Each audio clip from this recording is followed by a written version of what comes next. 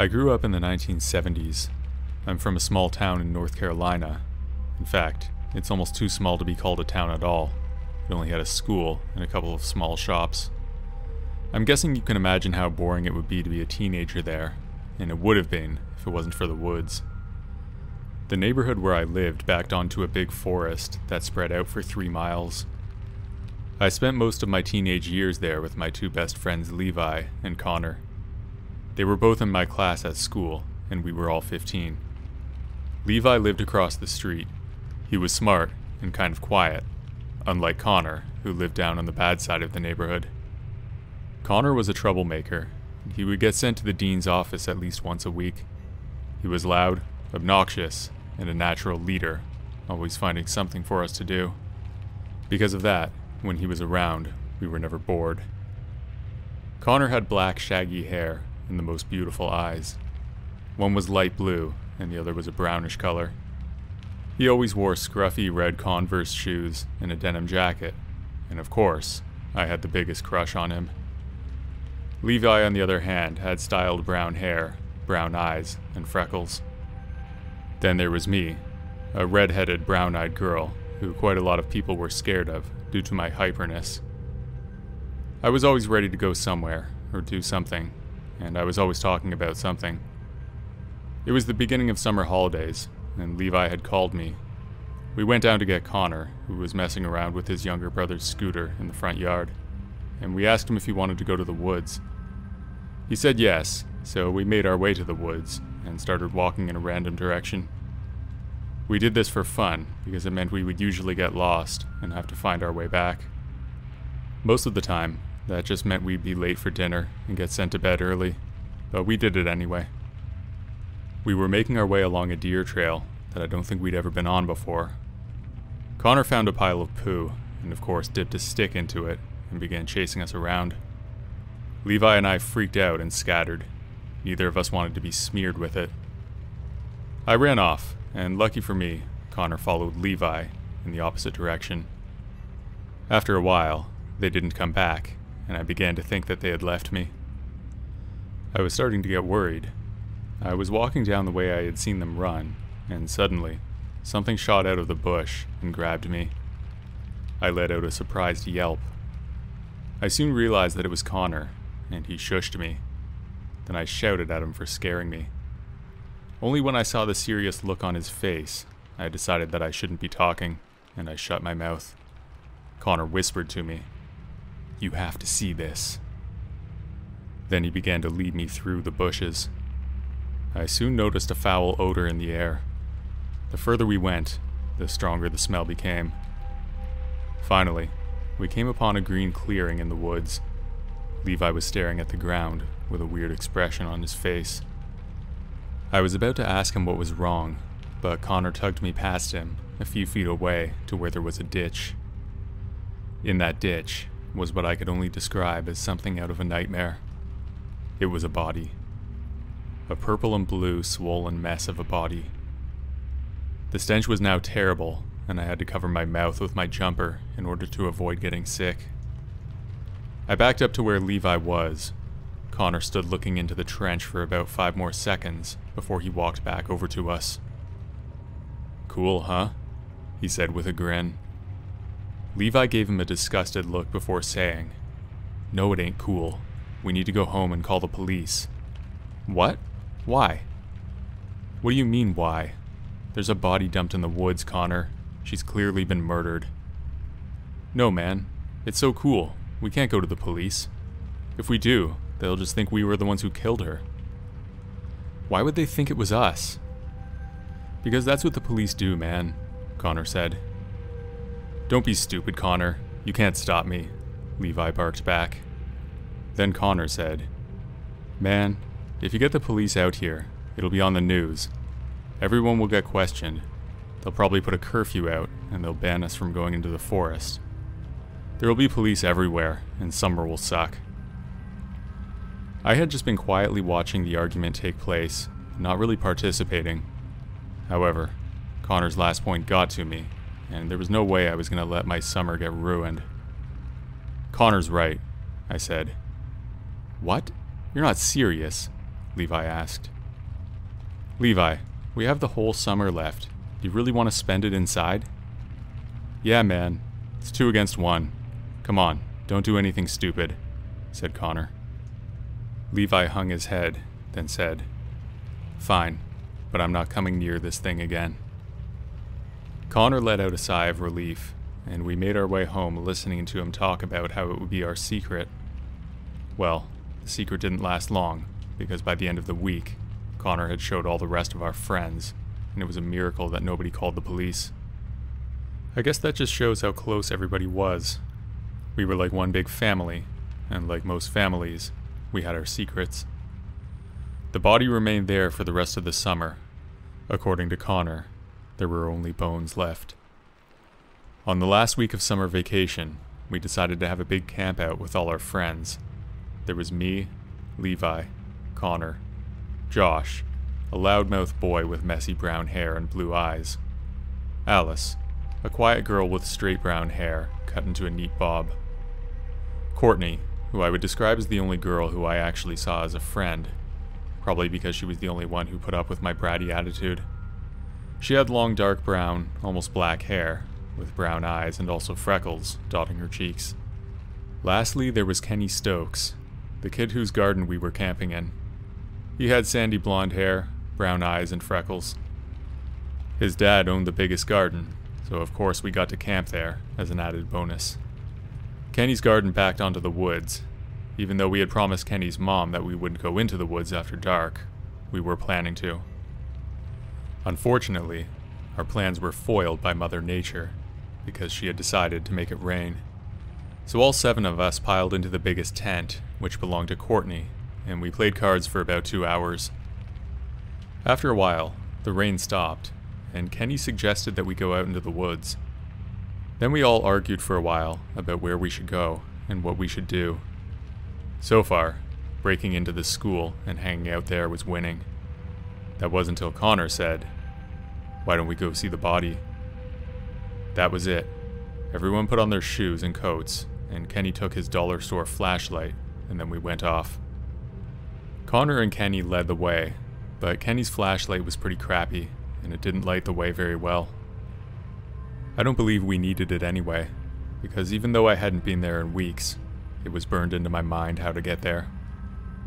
On the way, we were talking about what it would look like now, and how creepy this all was.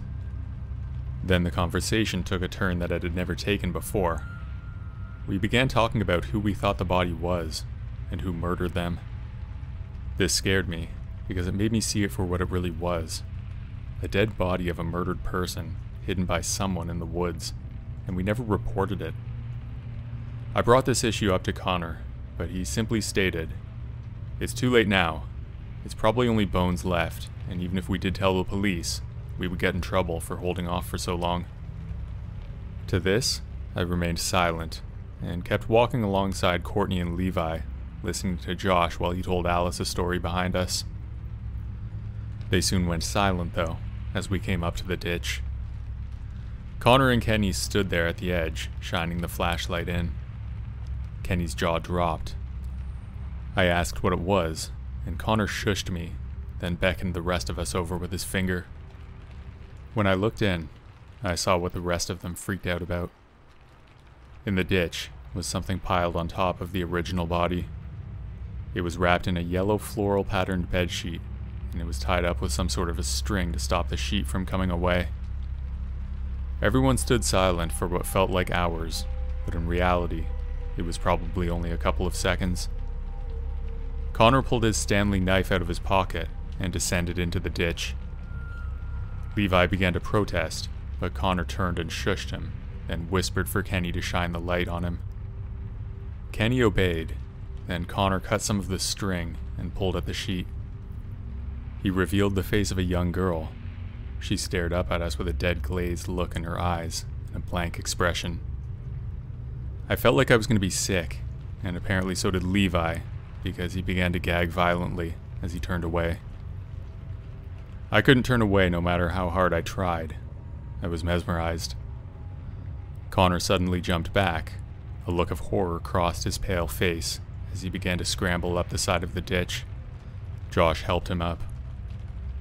"What happened? What was it?" Josh asked. "It's dry as a bone," Connor said.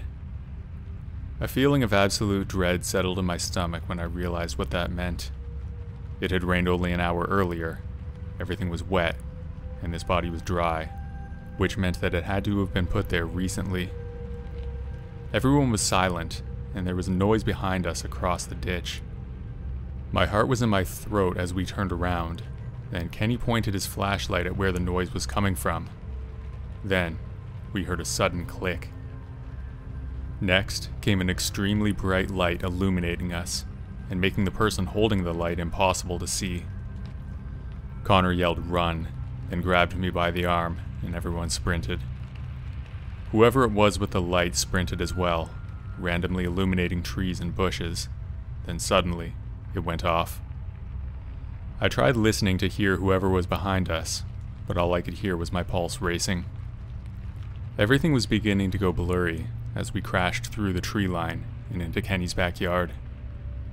We were greeted by Kenny and Courtney. Levi stumbled in a couple seconds later, face streaked with tears of fear. Then he was followed by Josh. We huddled together, and everyone began blabbering about what was going on and who that person was. After a few minutes, Courtney spoke up. "Where's Alice?" she said. Everyone went silent and looked towards the woods in fear. After an uncomfortable silence, Levi finally said, "Kenny, go get your dad." Connor looked over to glare at Levi before turning to Kenny and barked, "No, Kenny, don't get your dad. Let's think about this, okay?" "What's there to think about?" Levi fired back. "He'll call the police, and do you think the police are going to believe us?" "We'll wait 5 minutes, and then we'll get your dad," Connor said. For some reason, 5 minutes soon turned into 15, and then Connor reluctantly turned around to us and let out a defeated sigh. Then he said, "Kenny, go get your dad, but tell him that we were playing tag and that she ran into the woods so she wouldn't get caught, okay?" "Right," Kenny agreed. Kenny's dad was a terrifying man. He was 6 feet tall and built like a tank. He was also an ex-Marine. Kenny began pounding on his back door. This went on for about a minute before Mr. Stokes threw open the door, face red with fury. "What are you playing at, boy? It's 2 a.m, he hollered. "Dad, Alice is in the woods." "What?" he asked. "She ran in when we were playing tag, and she hasn't come back out. I think she's lost." Mr. Stokes stared off into the woods for a bit, squinting, trying to see behind the tree line, before muttering an okay. Then he retreated into his house, only to return 5 minutes later with a big flashlight. He stomped into the woods, while we all waited for about 20 minutes before he returned, and said, "Fun's over, kids. Go home and get your fathers, and tell them to bring flashlights." And that was it. We all went home and told our parents what was going on, and they all came over to help look for Alice. We were all told to stay at home, but I couldn't do that. I crossed the street and knocked on Levi's door. He answered, and I stepped inside. Apparently Connor had the same idea, because he was sitting on the sofa in Levi's living room. "Do you think they'll find her?" I asked quietly. "Yeah, she probably just panicked and got herself lost," said Connor. "And what if he got her? What if she's dead? What are you going to do then?" said Levi, as he stood by the window looking into the dark street. "Then we keep our stories the same. She ran off into the woods and didn't come out. That's all you say," Connor said coldly. Suddenly the sound of police sirens cut through the air. "Oh no," mumbled Levi as the police cars drove down the road to Kenny's house. We watched as 2 police cars pulled up, and the men got out carrying big flashlights. They walked around back into the woods. After that, me and Connor went home, and I watched out my window as 5 more police cars appeared. My parents came home at around 6 a.m. I asked my mother what happened, and she told me that they found a body in the woods, and it wasn't looking good. The next day, the police interviewed all of us, and we stuck to Connor's story. They didn't find Alice, and just like Connor said, there was news coverage and a ban on us going into the woods. There was also a curfew of 9 p.m., and when we went back to school, there was an assembly on safety with strangers. Alice was never found, and eventually, we moved on with our lives, horrible as it sounds. I now have children of my own, and I've since lost contact with all of my childhood friends, apart from Levi, who's the father of my children. He recently told me that Kenny had just died of an overdose, and we were invited to the funeral, along with the rest of the kids I grew up with. I will not be attending the funeral.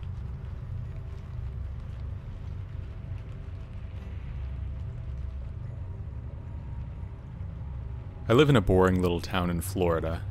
It's an uneventful place, so for fun, or maybe just out of pure boredom, my friend and I would meet up to go for late-night walks around our town. We usually met up across the street from these woods, right next to a small abandoned fire station. It was also just down the road from the only gas station in town. On this particular night, my friend wanted to explore this little path that cuts directly through the woods. It was about 1 a.m., and I thought it might be a cool adventure, so I agreed. We crossed the street and made it to the mouth of the trail. I should mention that there was construction going on to the left side of the woods, so it was fenced off. The lights from the site illuminated the trail, so we didn't really need flashlights. I had an uneasy feeling right off the bat, like we were being watched, but I chalked it up to nerves and an overactive imagination. We continued down the trail, and I started to notice weird things like branches breaking and leaves crunching just out of view. I told my friend that maybe we should leave. About 10 seconds later, the lights from the construction site shut off. The moon was pretty much full though, so I wasn't worried. It did make things a little more spooky though. We hadn't walked very far, and I could still make out the mouth of the trail. We decided to walk back, and I felt relieved. That's when I noticed it. Crouched down in the bush, not 5 feet away, was someone watching us. I told my friend to run, and we booked it, and I could hear the person was running after us. We kept running, and eventually made it out of the woods and crossed the street. I turned to look back, and I saw him right at the mouth of the trail. This dude was completely naked, and he looked insane. He had a glass bottle in his hand, and he threw it in our direction. Then he grabbed a rock and threw that as well. We made like trees and got the hell out of there. We didn't stop until we made it to the gas station. I noticed that my friend was bleeding pretty badly from his arm, and he told me that right before I grabbed him to run, something hit him. Upon further inspection, I noticed that he had a large piece of glass sticking out of his arm. He needed 15 stitches. We called the cops and explained what happened. Partly because we didn't want anyone else to get hurt, and partly because we didn't feel safe with that guy running around. When the cops searched the woods that morning, they found signs that somebody had been living there, and more disturbingly, bloody clothes that looked like they belonged to a little girl.